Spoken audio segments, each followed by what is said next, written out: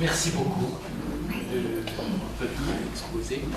La parole est maintenant à la salle. Alors,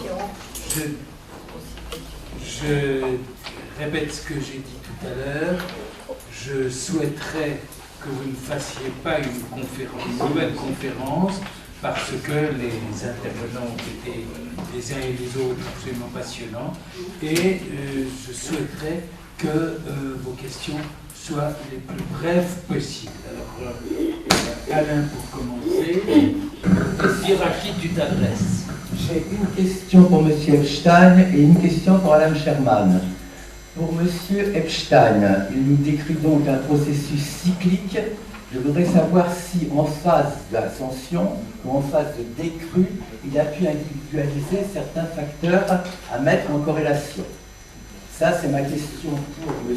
Epstein. Et pour Mme Sherman, une question très précise dans le bloc arabe. Vous n'avez pas mentionné la Jordanie. Est-ce que vous pouvez nous décrire plus précisément ce qui se passe chez elle?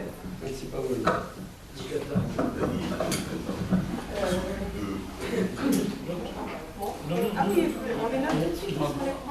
Peut-être encore une ou deux questions.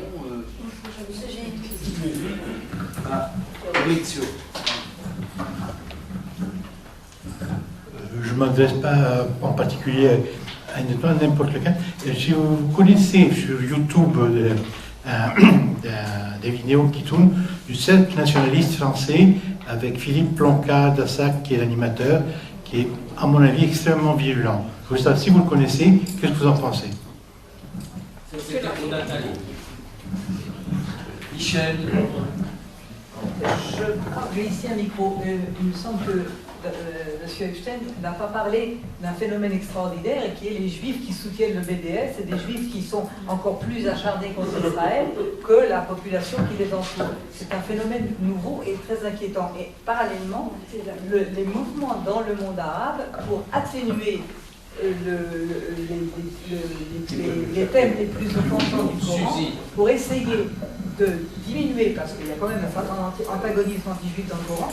Par exemple, le président Sisi qui fait des efforts héroïques pour changer les manuels scolaires pour justement éliminer cet aspect de la haine contre les juifs qui s'y trouve. C'est quelque chose d'étonnant et de très encourageant.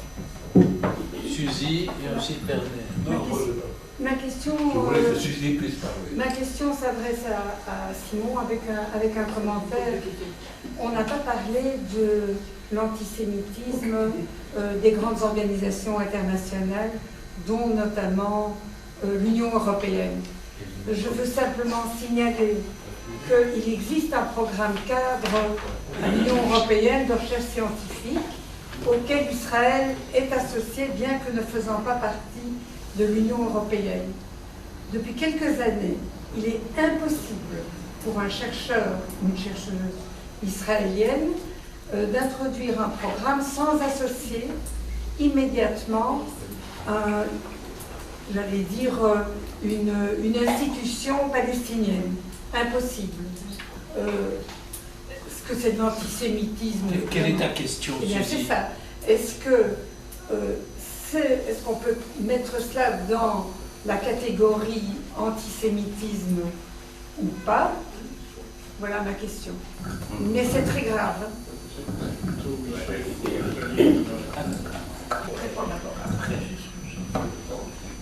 Mesdames, Monsieur. Alors, pour la Jordanie, qui m'a posé ça? Pour la Jordanie, alors la Jordanie fait partie du bloc arabe, fait partie même du bloc sunnite. C'est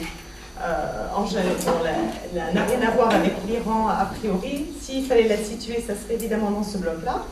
Avec Israël au niveau sécuritaire, ça se passe très bien. Il y a une relation forte, on coopère. Mais il est vrai qu'en Jordanie même, il y a beaucoup de remous. Parce que d'abord, la situation économique est très mauvaise. Le peuple est très pauvre. Par ailleurs, les dirigeants n'ont pas grand-chose à leur offrir.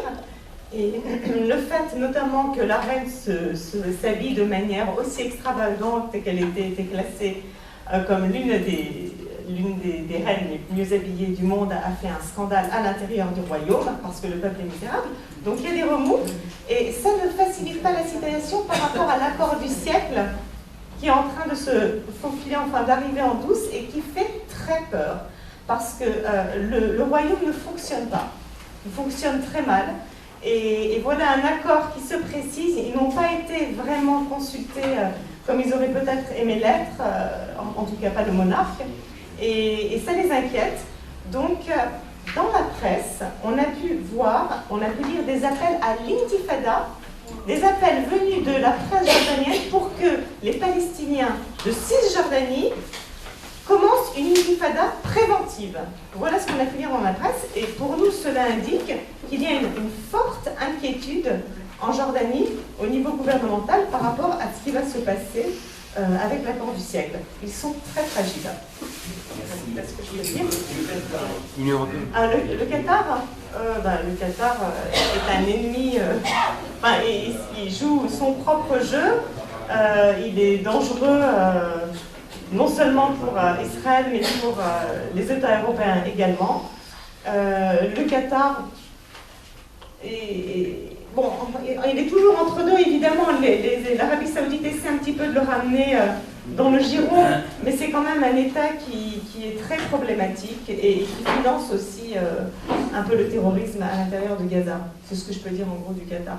Vous m'avez posé une question et je l'ai oubliée. Vous êtes allé tellement vite parce que Pierre vous a demandé d'aller vite que... Il y a un site sur YouTube oui, qui s'appelle Cercle nationaliste français, animé par... nationalistes français. Cercle. Cercle. Animé par un certain Philippe Ploncard d'Assac. Mais il y en a plusieurs groupes. Alors celui-là en particulier, je ne le connais pas, donc non, je ne peux pas dire. C'est intéressant, je sais qu'il y en a plusieurs dans ce style. Souvent sur YouTube, et je les vois continuellement. Ah ben je vais le noter parce que je vais voir si ça m'intéresse. Merci pour l'information. Un par mois. D'accord, merci beaucoup. Sur la question des corrélations. Oui, merci. La question est une question fondamentale qui préoccupe depuis tout le temps les gens qui s'occupent d'antisémitisme pour savoir s'il y a d'autres valeurs, d'autres qui montent et qui descendent, et si l'antisémitisme est en fait dérivé, par exemple, de la situation économique ou dérivé d'une crise économique, vous voyez ce que je veux dire, et ce qui expliquerait toutes les recherches qui ont été faites en la matière, et il y en a, aboutissent à la conclusion d'une corrélation partielle. Corrélation partielle, soit avec les crises économiques, mais vous avez aussi des flambées d'antisémitisme sans qu'il y ait aucune crise économique, et en revanche, vous avez des périodes de crise économique, dans l'histoire, je parle, où ça ne donne rien sur le plan antisémitisme. Donc c'est une corrélation de type partiel. On cherche aussi des corrélations avec d'autres formes de violence ethnique, par exemple, de violence contre d'autres minorités, etc. Des fois ça correspond, c'est-à-dire des fois ça se tient au même moment, si vous voulez, et des fois c'est totalement disparate. Donc, je vous réponds, question fondamentale, il n'y a pas eu de réponse pour l'instant satisfaisante. Juste un petit complément rapide, je dis à Pierre. Est-ce que, vous parlez d'un processus intense et puis ensuite d'une décroissance, est-ce qu'il y a des éléments un peu prédictifs d'une possible décroissance ou vice-versa? Non. D'ailleurs, j'ai étudié, j'ai oublié vraiment des choses là-dessus, sur le comportement des communautés juives dans les périodes de décroissance. Alors, on est tellement content, on est tellement surpris que ça décroît, qu'on arrive à des conclusions qui sont des conclusions hâtives, du genre c'est la fin de l'antisémitisme. Ce coup-là, c'est fini. Ce coup-là, c'est fini. On oublie qu'il y a eu déjà plusieurs fois des hauts et des bas, etc. La structure, si vous voulez, cyclique non régulière de l'antisémitisme est une des caractéristiques du phénomène tout au long de notre histoire. Même quand on monte beaucoup plus loin avant dans le passé, si vous voulez, on a des grandes périodes de tranquillité et de rémission dans l'histoire des communautés. Ensuite, on a des vagues, certaines vagues sont catastrophiques, d'autres vagues sont simplement agaçantes, si vous voulez, mais non pas catastrophiques, vous voyez ce que je veux dire. C'est la nature du phénomène, si vous voulez, et on n'en a pas percé. Jusqu'à aujourd'hui, on n'en a pas percé le mécanisme interne. Merci. Je veux dire un mot sur Ploncard d'Assac. Je ne connais pas du tout le groupe dont vous parlez, mais Ploncard d'Assac, quand vous avez dit le nom de Ploncard d'Assac, ça a fait ting. Ploncard d'Assac était un antisémite, mais c'est peut-être son père ou son grand-père, je n'ai pas la main. Lui est médecin, neurologue. C'est son père qui était écrivain. Ploncard d'Assac était un des antisémites, mais vraiment antisémites, sans grande influence, parce qu'il était vraiment dans les franges de l'antisémitisme. Il y en avait d'autres qui avaient beaucoup plus d'influence. Il était avec un personnage qui était le grand antisémite sur le plan des publications, Henri Coston. Et il travaillait avec lui, disons. Maintenant, il s'est passé beaucoup de temps depuis, c'est peut-être un descendant, c'est peut-être un fils, c'est pas un petit-fils, c'est pas un fils. Et je voudrais répondre maintenant à Michel, la question que Michel a posée sur les Juifs et le BDS. Sans parler des Israéliens. Sans parler des Israéliens. C'est un phénomène qui existe depuis tout le temps. J'ai en tête quand Staline quand on a lancé l'histoire des médecins juifs qui venaient en cause avec Staline. Le Parti communiste français a organisé à Paris, à la Mutualité, un grand meeting de soutien. À ce meeting, on a demandé à beaucoup de juifs, à des personnalités juives, dont un médecin, je ne dirais pas les noms, dont une intellectuelle qui ensuite va beaucoup changer, de venir et de participer. Et ils l'ont fait en expliquant qu'on peut très bien comprendre que des médecins cherchent à assassiner, des médecins sionistes cherchent à assassiner les dirigeants de l'Union soviétique. D'ailleurs, il y en a un qui ajoute comme argument... Vous voyez bien ce que les médecins nazis ont fait dans les camps de concentration, en Mengele. Alors pourquoi il n'y aurait pas un médecin sioniste qui voudrait assassiner le dirigeant de l'Union soviétique? En d'autres termes, l'antisionisme virulent qu'on rencontre chez certains juifs, d'ailleurs on le rencontre chez les juifs d'ultra-gauche, on le rencontre aussi dans d'autres secteurs. Il y a un anti-sionisme très virulent qu'on rencontre dans le monde ultra-orthodoxe, vous savez aussi bien que moi, et il y a encore d'autres zones d'antisionisme féroce. Maintenant, là où je suis tout à fait d'accord avec toi, c'est que ça a atteint, le phénomène du BDS juif a atteint ces derniers temps des proportions absolument insupportables. Absolument. Suzy, je n'ai pas de réponse sur les organisations internationales, peut-être. Alors, en ce qui concerne les institutions internationales, écoutez, le phénomène est tellement ancien, tellement enraciné, que c'est tout juste si on en parle encore. Rappelez-vous, avant la guerre des 6 jours, c'était l'époque du terrorisme, c'était l'époque des faits d'Ayoub. Et il y avait la triste blague, qui disait que l'ONU attendait pour condamner l'opération de représailles d'Israël.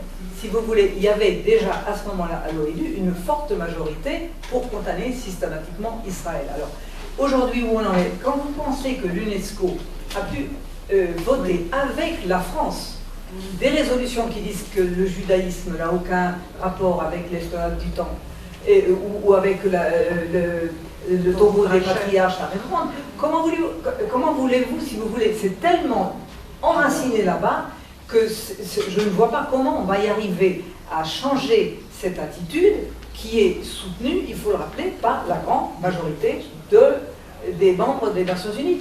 Donc, je ne dirais pas que c'est normal, je dis que c'est catastrophique. J'espère que l'État d'Israël fait quelque chose, tout en doutant qu'il arrive à faire quelque chose. Mais on arrive aujourd'hui, je ne dirais pas à l'aboutissement, ou à l'apogée de quelque chose qui grandit depuis pratiquement la création d'Israël et qui maintenant est soutenu par le fait que le monde entier a été, a subi un lavage de cerveau tel que vous avez beaucoup de... Moi, je me souviens en Suède, où les gens me disaient en 1948, l'armée israélienne a conquis la Palestine. Ah bon? Et d'où elle venait, l'armée israélienne?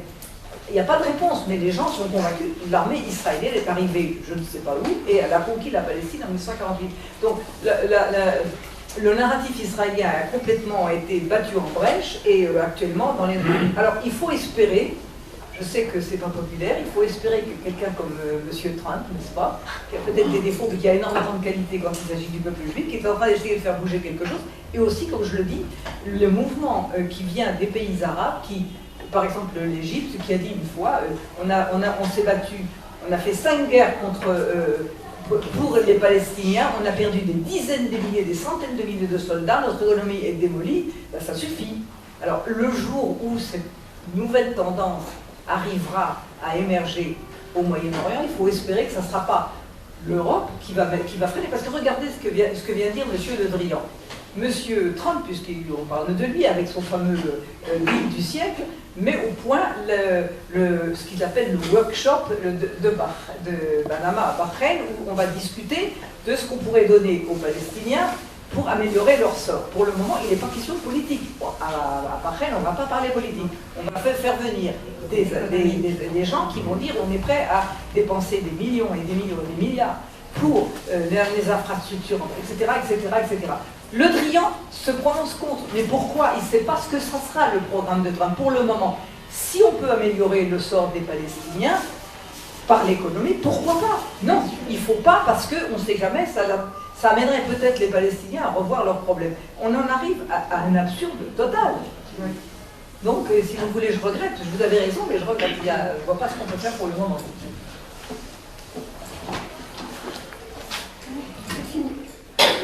Je voulais juste relater une triste anecdote. Nous avons, ma femme et moi, nous étions depuis mercredi dernier jusqu'à hier soir à En-Gedi. Et à l'hôtel de En-Gedi, il y avait l'imam de Drancy, l'imam Chalgoumi, qui était là avec tout un groupe d'une trentaine de personnes. 37 exactement. Et alors nous avons discuté et je lui ai immédiatement posé la question de savoir si lui-même, l'imam Chalgoumi et son groupe, et où son groupe allait être reçu par les autorités françaises, parce qu'il m'a dit qu'il allait, je crois même aujourd'hui, à Jérusalem et qu'il allait être reçu par le président de l'État et par le Premier ministre. Quant aux autorités françaises, c'est le silence total. Ils ne seront pas reçus à l'ambassade de Tel Aviv alors que l'ambassadrice sait parfaitement qu'ils sont là, et ils ne seront a fortiori pas reçus au consulat général de Jérusalem.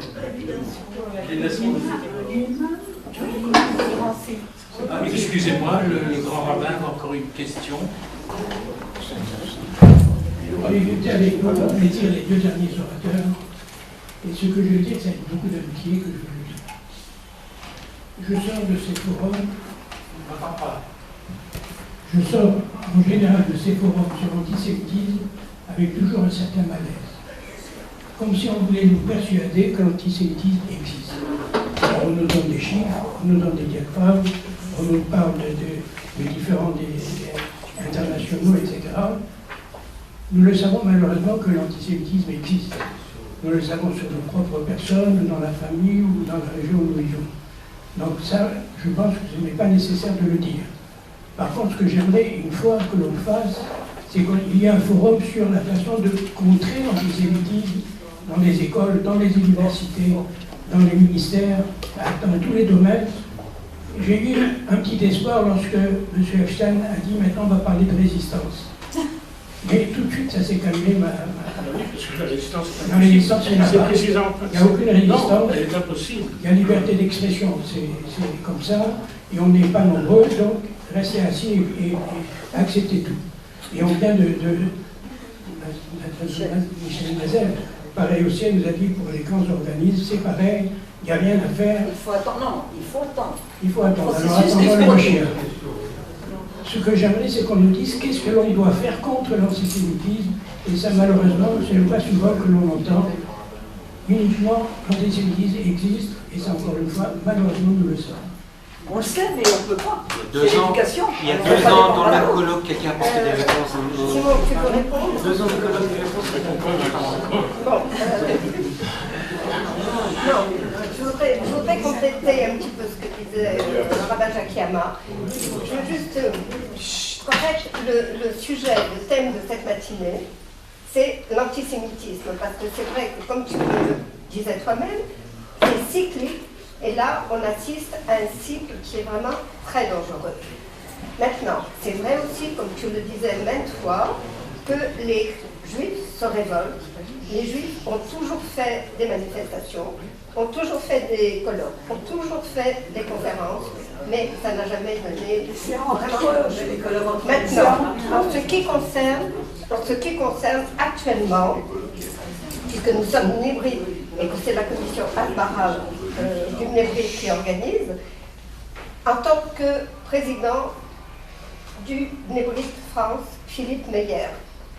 Philippe Meyer intervient énormément sur les réseaux sociaux. Il y a des colloques, il y a des manifestations, il y a des communiqués de presse, et ça s'arrête là. Ça veut dire qu'on se manifeste, on dit quelque chose. Effectivement, il y a dans les écoles, il y a l'enseignement de la Shoah, il y a l'enseignement, on sait qu'il s'agit de l'antisémitisme, on essaie d'agir, mais jusqu'à présent, et je crois que nous avons notre grande amie Gina Gerba qui est là et qui sait très bien comment se passe l'enseignement de la Shoah dans les écoles, mais nous n'avons pas de réaction positive et nous sommes toujours en train de faire des colloques.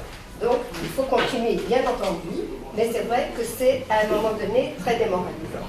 Il y a 2 ans, à ce même colloque, Denis Rothgold du ministère des Affaires étrangères avait dit qu'avec le budget de 2 F-16, si ça avait été mis au ministère de la Hasbara et que cet argent passait pour payer des journaux comme Le Monde, Libération, anti-israélien, pour faire des encarts publicitaires pour Israël, sur 10 ans, ça changerait la vapeur. Ça n'a toujours pas été fait par le gouvernement israélien. Et ça venait d'un des membres du gouvernement qui est actuellement ambassadeur en Autriche. Juste en 2 mots, parce que c'est un débat de fond. Plus fort, on n'entend rien. Il y a eu un morceau d'un débat de fond qui secoue le peuple juif depuis à peu près la fin du XIXe siècle. À savoir, peut-on ou ne peut-on pas combattre l'antisémitisme? Ceux qui se sont levés en disant on ne combat pas l'antisémitisme, c'est une illusion de penser qu'on peut combattre l'antisémitisme, porter un nom. La première génération a émergé en 1881-1882, la deuxième génération, c'était la génération de Theodor Herzl, et ça a été repris par toutes les générations sionistes jusqu'à aujourd'hui. On ne combat pas l'antisémitisme. Le combat de l'antisémitisme, qui est proposé ou promulgué par d'autres idéologies juives, l'émancipation, le socialisme juif, etc. Le sionisme est la seule idéologie juive qui a dit on ne combat pas l'antisémitisme, on résout la question juive. Et comment résout-on la question juive? On résout la question juive en recréant la souveraineté juive dans le vieux pays des Juifs. Et ce conflit idéologique fondamental, on continue à le vivre jusqu'à aujourd'hui. Je veux quand même faire une petite remarque à ce sujet. Donc c'est un conflit fondamental. Les Juifs ont toujours essayé de combattre l'antisémitisme. J'en parle, comme a dit Jacqueline, j'en parle énormément. J'ai écrit beaucoup de choses sur le combat des Juifs allemands avant 1900, ou sur le combat des Juifs d'Europe dans les années 30, d'Europe et de partout d'ailleurs, pas seulement d'Europe. Dans les années 30, les Juifs se sont battus courageusement, avec beaucoup plus d'ingéniosité et beaucoup plus d'intelligence et beaucoup plus de moyens que ce qu'on peut imaginer qu'on pourra mettre à leur disposition. Le résultat, c'est que quand vient la vague, les Juifs sont écrasés. Courageux comme ils sont, intelligents comme ils sont, les Juifs sont écrasés. C'est ça, si vous voulez, le message fondamental du sionisme en ce qui concerne l'antisémitisme.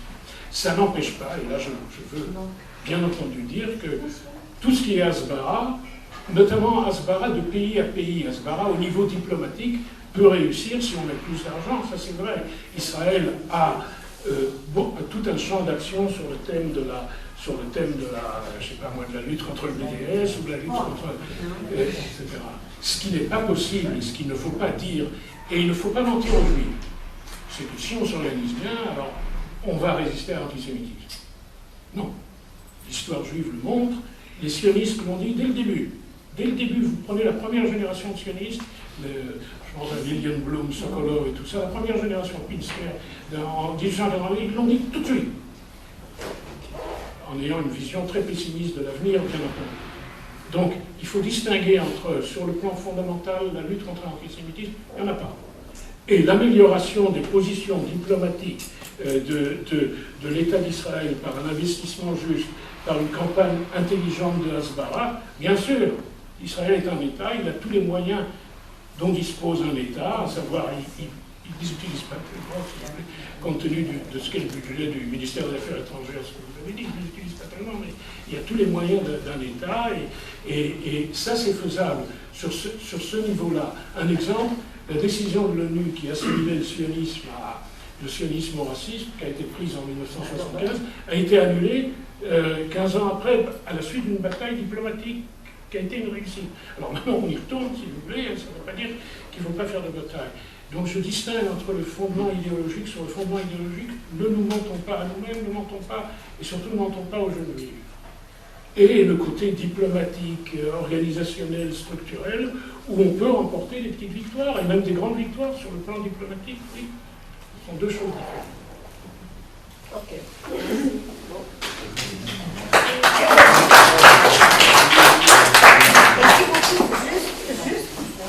Nous remercions tous nos intervenantes de la matinée. Ça a été très complet, ça a été une façon de raisonner et ça nous pose des questions et on voudrait vous remercier.